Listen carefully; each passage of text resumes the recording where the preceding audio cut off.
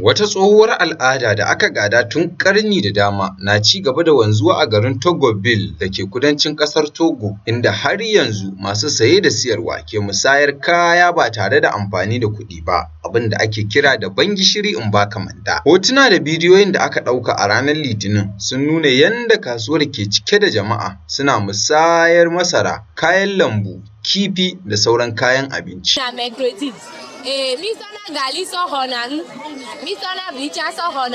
Wata mai sayarwa ta bayyana cewa kasuwar na da muhimmanci sosai ga al'ummar yankin, inda ta ce mutane daga ƙasashen makwabta kamar Ghana da Benin ke zuwa domin yin musayar kaya. Ta ƙara da cewa ita ce kasuwa irin wannan ta ƙarshe da ta rage a Togo.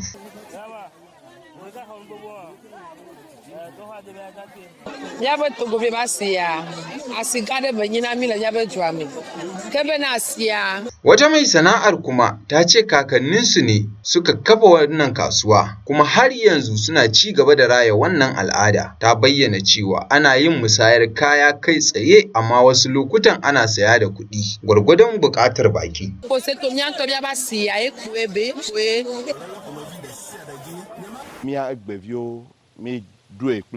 Shugaban gargajiya na wannan yanki na Togoville, Tobiasi Kousi, ya yi kira ga a ci gaba da kare wannan al'ada domin amfanin al'ummomin nan gaba. Kasuwar dai ta samo asali ne tun kafin zamanin mulkin mallaka, kuma ana gudanar da ita a ranakun Talata da Asabar, inda jama'a ke musayar kayayyaki da juna ba tare da amfani da kuɗi ba. Ko har yanzu a yankunanku akwai irin waɗannan kasuwanni? Ku bayyana mana ra'ayinku a comment section.